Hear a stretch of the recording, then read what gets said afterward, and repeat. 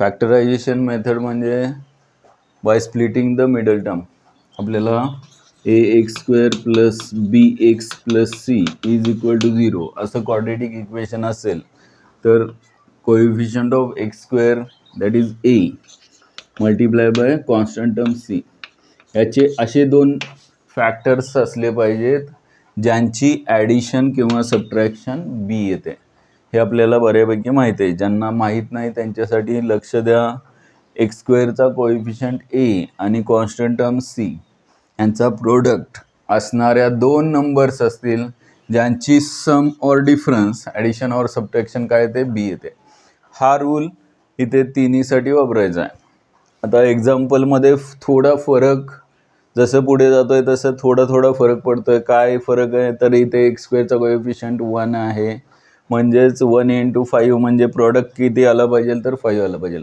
असे दोन नंबर शोधायचे ज्यांचा प्रोडक्ट 5 येतो आणि ॲडिशन सबट्रॅक्शन 6 येते. 5 1 जा 5 करता येईल आपल्याला.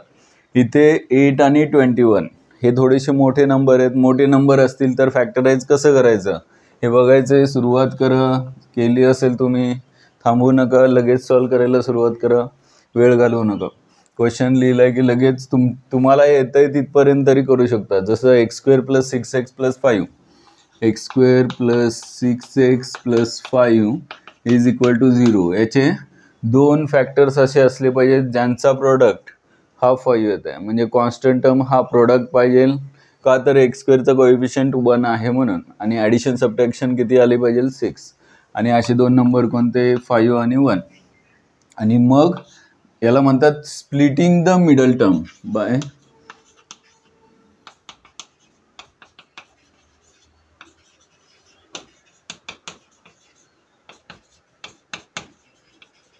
Bye splitting the middle term. म्हणजेच मिडल टर्मला स्प्लिट करायचं आहे. x² प्लस 6x लिहायचं नाही आहे. आता काय लिहायचं आहे 5x plus 1x plus 5 plus 1 हे दोन फॅक्टर असे आहेत ज्यांचा प्रोडक्ट 5 येतं आणि ॲडिशन किती येते 6. म्हणून मग 5x प्लस 1x म्हणजे x फक्त लिहिलं तर चालेल प्लस थर्ड टर्म कॉन्स्टंट आहे तशी इज इक्वल टू 0. पहिल्या दोन टर्ममधून काय कॉमन येते का बघायचं. x कॉमन येतोय तर x प्लस 5 हा फॅक्टर आतमध्ये राहिला आणि याच्यामधून काय कॉमन येतोय जेणेकरून हाच फॅक्टर इथे राहिला पाहिजे म्हणजेच x प्लस 5. याच्यामधून काही कॉमन घ्यायची गरज नाही म्हणजेच 1 येऊ शकतो इज इक्वल टू 0. दोन्हीमधून x प्लस 5 कॉमन घेतल्यानंतर आतमध्ये इथे राहील फक्त x आणि इथे राहील प्लस 1 म्हणजेच x plus 1 is equal to 0. हे दोन फॅक्टर आले. Therefore x plus 5 and x plus 1 are the factors of given quadratic equation. आणि पुढे जाऊन सांगायचं असेल तर रूट्स काय सांगता येतील आपल्याला. x प्लस 5 हे फॅक्टर असेल तर x plus 5 is equal to 0 घेऊन x इज इक्वल टू -5 आणि x is equal to solve सांगितलंय. क्वेश्चन काय आहे solve the given quadratic equation. Solve जर सांगितलेलं आहे तर आपल्याला x ची व्हॅल्यू काढायची आहे. सॉल्व करायचं म्हणजे काय थोडक्यात हे क्वाड्रेटिक इक्वेशन xच्या कोणत्या व्हॅल्यूला सॅटिस्फाय होत आहे ते पाहायचं आहे. मग सॉल्व कसं करायचं तर त्यांना फॅक्टर्स नको आहेत. फॅक्टराइज सांगितलं नव्हतं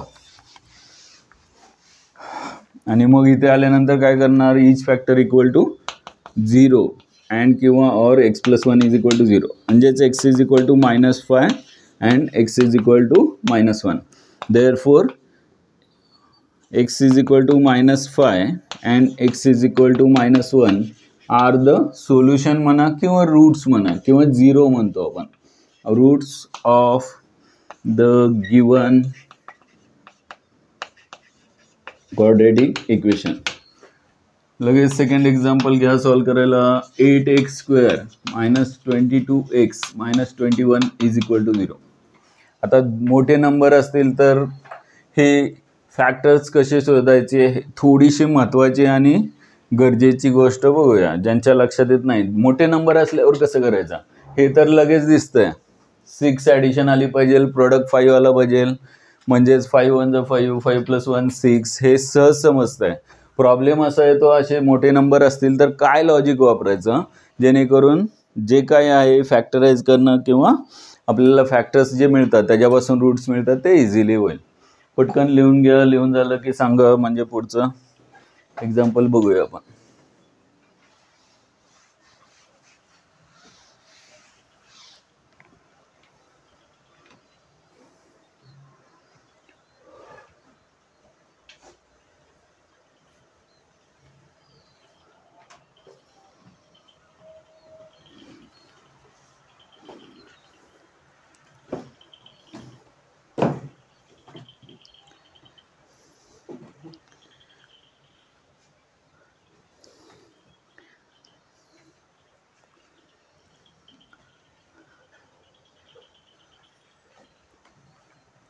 कोणाचं आन्सर आलं, सेकंडचं आन्सर आलं असेल तर सांगा.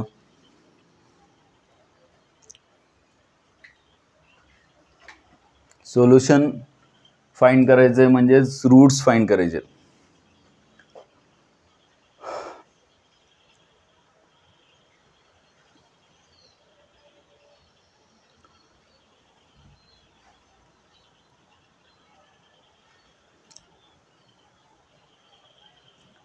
बघा, ए सी हा प्रोडक्ट आला पाहिजे. ए इंटू सी हा प्रोडक्ट आला पाहिजे. इथे ए ची व्हॅल्यू किती आहे, 8 आहे आणि सी किती आहे, -21 आहे.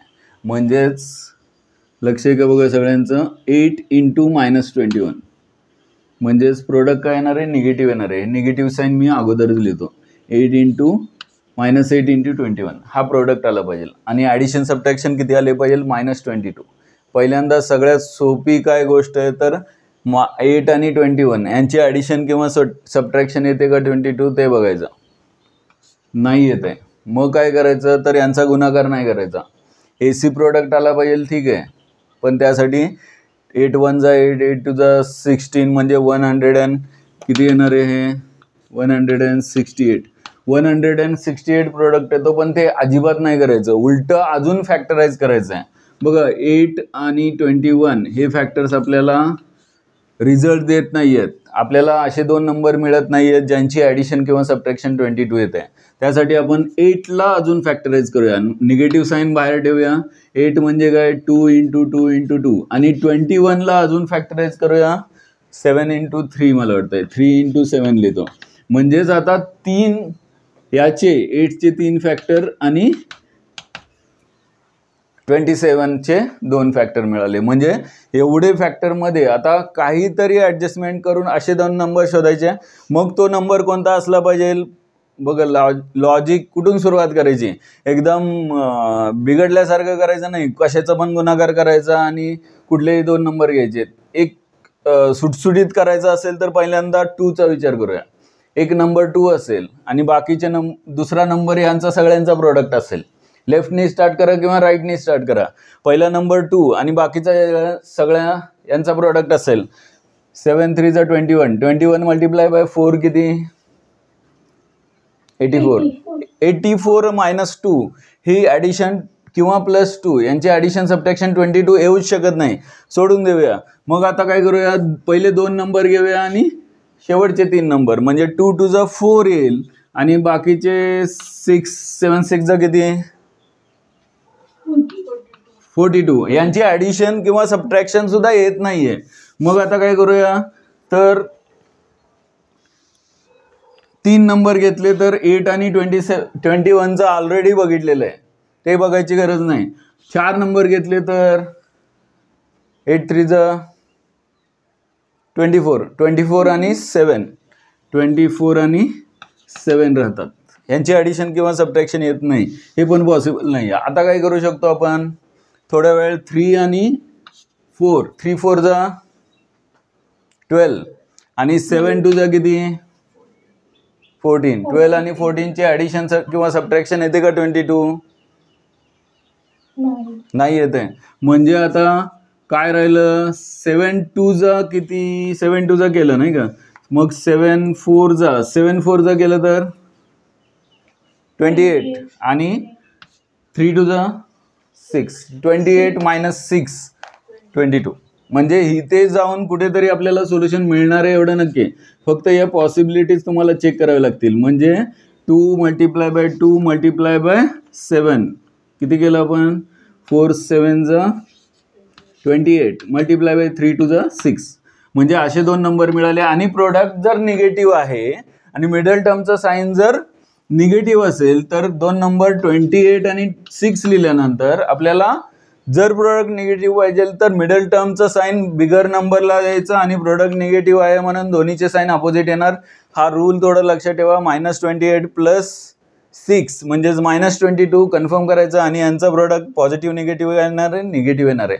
आता इथून पुढे काय करायचं तर या -22ला स्प्लिट करायचं आपल्याला -28 प्लस 6 मध्ये. म्हणजे पहिली टर्म अगोदरची आहे तशी 8x² आणि -22x नाही लिहायचं, -28x लिहिणार प्लस 6x लिहिणार आणि यांची ॲडिशन सबट्रॅक्शन करून बघा -22x येते.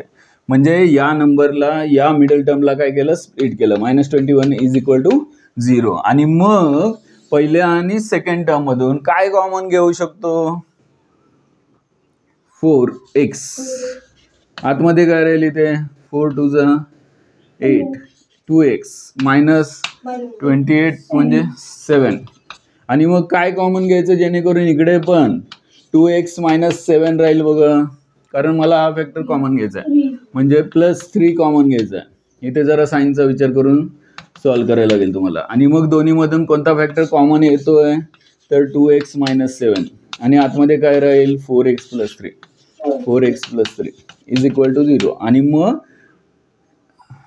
बघा लक्ष द्या इथे ॲक्च्युली तुम्हाला हे भरपूर जणांनी सांगितलं असेल की दोघांचा प्रोडक्ट दोन फॅक्टरचा प्रोडक्ट = 0 असल्यानंतर ही व्हॅल्यू प्रत्येक व्हॅल्यू = 0 घ्यायची. याची कारण काय महत्त्वाचं कारण काय तर आपल्याला माहिती आहे जर एखादा आन्सर 0 येत असेल तर एक तर पहिली टर्म 0 पाहिजे किंवा दुसरी टर्म 0 पाहिजे किंवा दोन्ही टर्म 0 पाहिजे.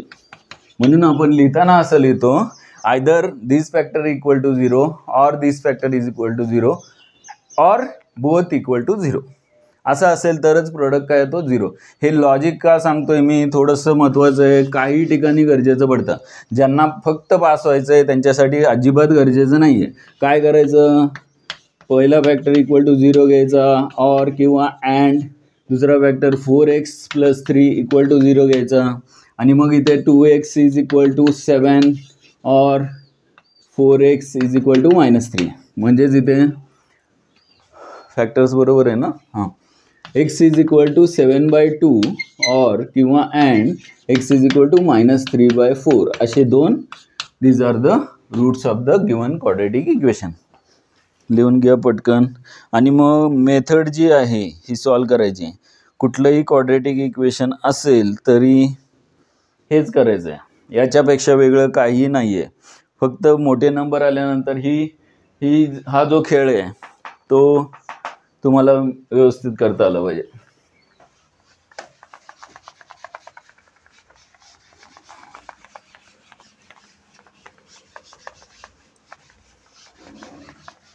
थर्ड एक्झाम्पल लहान नंबर आहे येईल लगेच आता 9x² - 3x - 2 काय आलं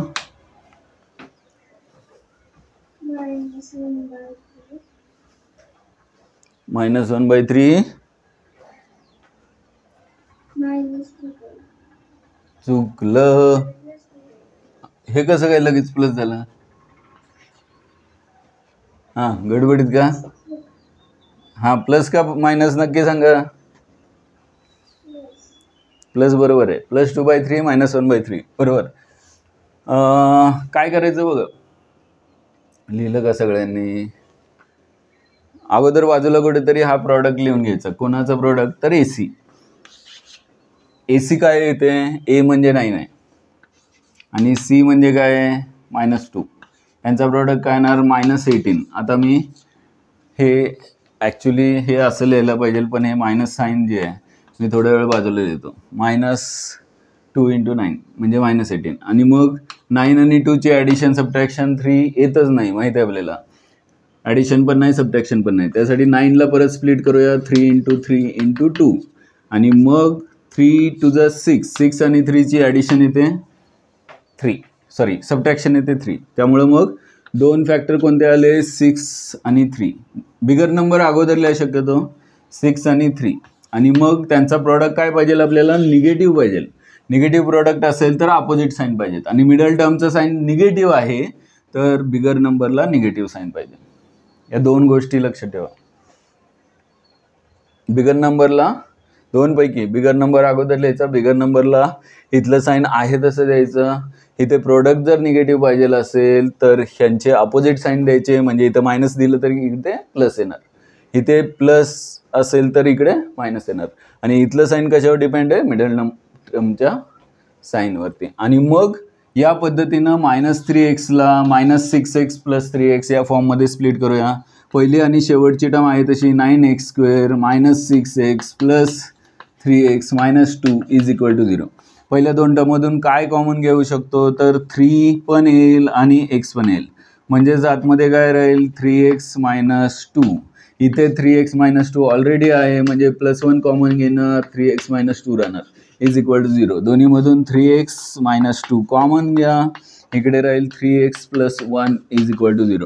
म्हणजेच दोन फॅक्टरचा प्रोडक्ट 0 असेल तर 3x - 2 = 0 और किंवा अँड 3x + 1 = 0. म्हणजेच x = 3x +2 येणार, x 2/3. डायरेक्टली तुम्ही x 3x -1 येणार, x -1/3 are the solution of the given quadratic equation.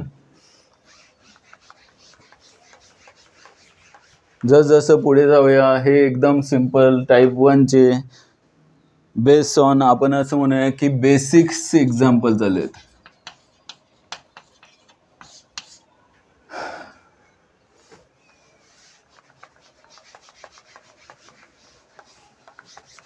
नंतर याच्यामध्ये या चॅप्टरमध्ये या सेक्शनमध्ये क्वाड्रेटिक इक्वेशनच्या या पार्टमध्ये असे छान छान एक्झाम्पल बघायचे आहेत की तुम्हाला मॅथ्सची जर कधी भीती वाटली असेल आणि वाटणार असेल तर ती कधी आता वाटणार नाही. अल्जेब्राची स्पेशल आहे.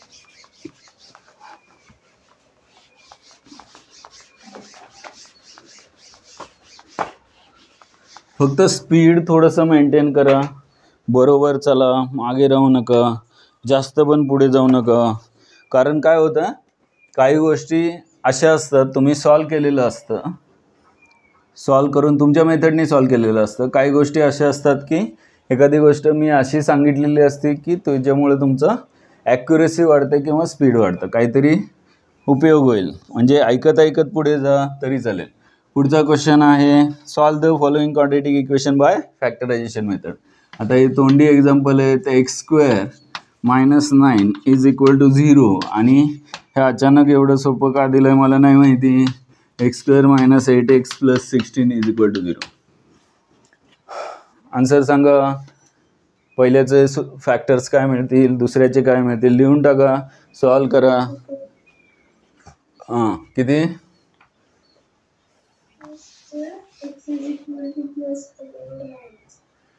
आणि सेकंडचं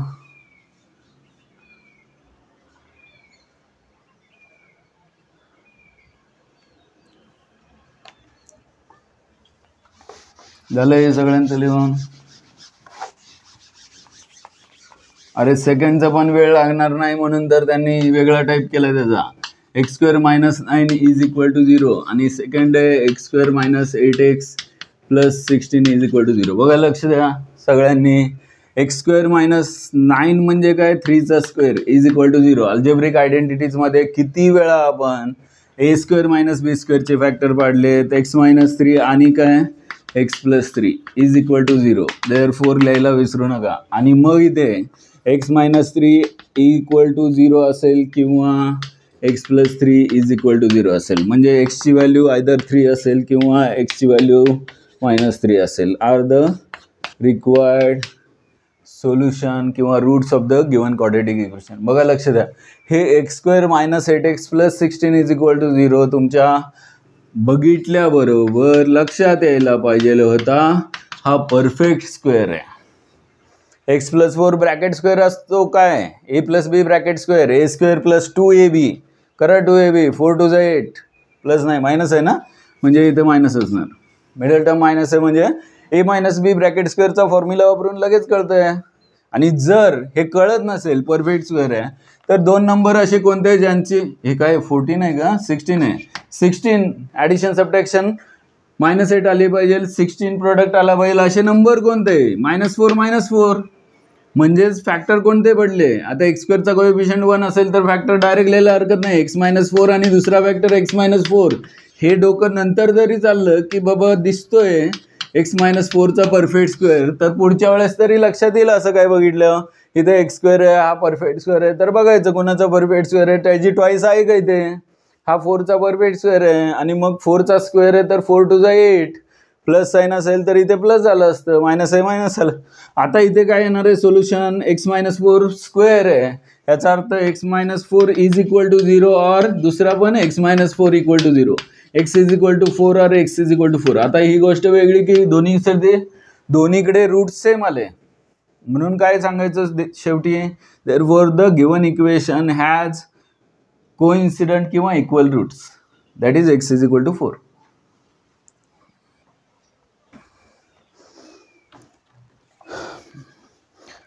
Both the roots of the given quadratic equation are equal and equal to 4. असं त्यांनी दिलेलं आहे. Therefore, given quadratic equation has equal roots. Roots म्हणजे सोल्युशन इक्वल आहे, that is x is equal to 4. झालं का बघा, लिहा पटकन. आणि मग थोडेसे वेगळे एक्झाम्पल कसे असतात बघूया.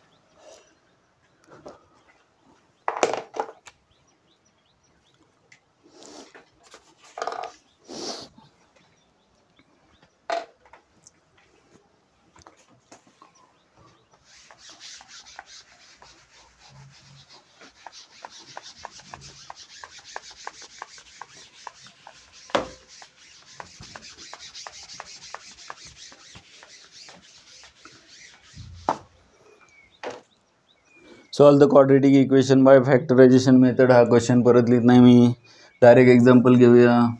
पहिलं एक्झाम्पल मी इकडेच घेतो.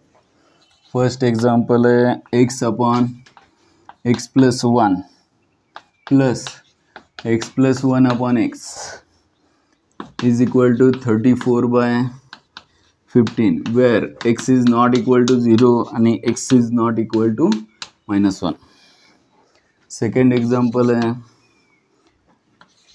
x plus 3 upon x minus 2 minus 1 minus x upon x is equal to 17/4 where x is not equal to 0 and 2. आणि थर्ड एग्जाम्पल आहे 1 upon x minus 2 plus 2 upon x minus 1 is equal to 6 upon x where x is not equal to 0, 1, 2. First example solve करूया आणि मग पुढे जाऊया third कडे. x is not equal to 0 आणि x is not equal to -1 असं क्वेश्चनमध्ये condition का दिलेली आहे, कोण सांगू शकेल?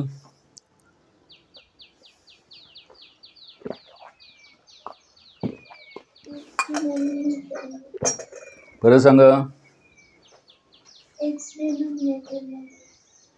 बघा लक्ष द्या, x is not equal to 0 दिलाय. समजा जे सोल्युशन फाइंड करणार आहे म्हणजे कशाची व्हॅल्यू काढणार आहे, x ची व्हॅल्यू काढणार आहे. x ची व्हॅल्यू 0 आधीच सांगितलंय नसणार आहे. कारण काय, तर इथे डिनॉमिनेटरमध्ये x आहे, x ची व्हॅल्यू 0 आहे म्हणजेच डिवायडेड बाय 0. डिवायडेड विथ 0 काय असतं, इन्फिनिटी असतं. x is not equal to -1 का सांगितलंय, तर x प्लस 1 हा डिनॉमिनेटर आहे. x प्लस 1 जर 0 असेल, x प्लस 1 जर 0 असेल तरी सुद्धा आन्सर काय येणार आहे, नॉट डिफाईन येणार आहे.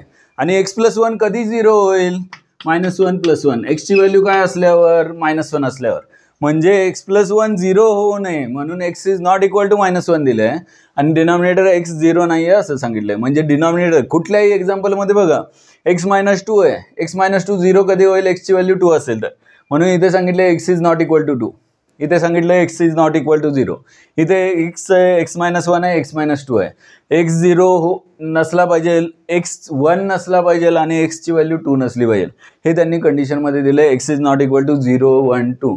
ह्याचा थोडासा अर्थ समजून घ्या, उगाच पाहिजे तसं, म्हणजे एक्झाम्पल सॉल्व करून x ची व्हॅल्यू जर सोल्युशन जर मिळत असेल, x ची व्हॅल्यू 0 येत असेल तर तिथे खुश व्हायचं नाही आणि सांगायचं नाही की x ची व्हॅल्यू 0 आहे. तिथं सांगायचं की x ची व्हॅल्यू 0 असू शकत नाही. मग आन्सर काय, तर x ची दुसरी आलेली व्हॅल्यू फक्त सोल्युशन आहे. x इज इक्वल टू 0 हे सोल्युशन नाही आहे. जर उत्तर यापैकी आलं तर म्हणजे सोल्युशन म्हणजे एक्सच्या व्हॅल्यू म्हणजे रूट्स यापैकी आल्या, एक्सची व्हॅल्यू तुमची 0 आली किंवा -1 आली तर ती घ्यायची नाही. ते सोल्युशन आहे किंवा रूट्स आहे असं सांगायचं नाही, लक्षात ठेवा. आणि मग सॉल्व करूया. सगळ्यात सोपी मेथड याच्यामध्ये सॉल्व करायची कोणती, तर काल का परवाच्या लेक्चरला अशा पद्धतीचं एक्झाम्पल सॉल्व केलं होतं आपण. काय करायचं तर एक्सच्या टर्म एका बाजूला घ्यायच्या, ऑलरेडी दिलेत एका बाजूला सगळ्यांच्या, आणि क्रॉस मल्टिप्लाय करून घेऊया. म्हणजे एक्सने एक्सला मल्टिप्लाय करायचं, x² येईल प्लस x + 1ने x + 1ला मल्टिप्लाय केला तर x + 1 ब्रॅकेट स्क्वेअर येईल, नंतर स्क्वेअर सॉल्व करूया आणि खाली काय येईल x + 1 × x म्हणजेच x × x + 1 is equal to 34/15 आहे तसा. आता सिम्प्लिफाय करायशिवाय पर्याय नाही आहे. x² आहे तसा प्लस x + 1चा स्क्वेअर काय असतो, x² + 2x + 1² 1 आणि मग यांचे ॲडिशन करता येईल आपल्याला. डिनॉमिनेटर x × x + 1 आहे, पुढच्या स्टेपला आपण हे क्रॉस मल्टिप्लिकेशन करूया आणि 15 इकडे मल्टिप्लाय करूया आणि हे इकडे मल्टिप्लाय करूया. बघा इथे येणार 2x² + 2x + 1, याला कोणतंही टर्म मल्टिप्लाय होणार आहे 15 आणि x × x + 1 म्हणजे काय x² + x, हे इकडे मल्टिप्लाय करूया is equal to 34 × x² + x. आता काय करायचं, जेवढं सिम्प्लिफाय करता येईल तेवढं करायचं, काही ठेवायचं नाही आहे. म्हणजे एक्सपांड करायचं असेल, स्क्वेअर सॉल्व केला आपण, मल्टिप्लाय केले, ॲडिशन सबट्रॅक्शन जेवढी करता येईल तेवढी करायची. लाईक टर्म्स इथे नाही आहे त्यामुळे ॲडिशन सबट्रॅक्शन इथे करायची गरज नाही, इथे केली आपण वरती. आणि मग 15नी मल्टिप्लाय करून घेऊया. 15 × 2 म्हणजे 30x² प्लस 15 × 2 30x + 15 आणि राईटला काय येईल 34x² प्लस 34x आणि मग याच्यामध्ये x² ची कोणती टर्म बिगर आहे, 30x² का 34x², राईटला घेऊया. सगळ्या टर्म या राईटला घेऊया, सबट्रॅक्शन करूया. डायरेक्ट मी करतो, मी लिहित नाही परत, किंवा माझ्याकडे आहे अजून एक जागा, करूया इथे. बघा 34x² आहे तसे ठेवले आणि इकडचे 30x² राईटला गेल्यानंतर मायनस होतील, plus 34x - 30x plus 34x - 30x आणि प्लस 15 राईटला -15. मी राईटचं लेफ्टला नाही घ्यायचं, लेफ्टचं राईटला घेतलं, लिहिताना लेफ्टला लिहिलं. काय कळतंय का बघा.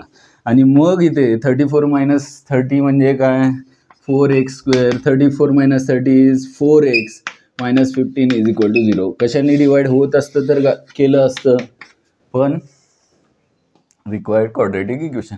काय करायचं आहे, सॉल्व करायचं आहे का क्वाड्रेटिक इक्वेशन फॉल्व करायचं आहे? अरे सॉल्व करायचं की इथे थांबायचं नाही. म्हणजे आपल्याला क्वाड्रेटिक इक्वेशन काय मिळालं आपलं, हे झालं अर्ध सोल्युशन. आता काय करूया, 4x² + 4x - 15 is equal to 0. आता मगाचा खेळ करायला लागेल परत.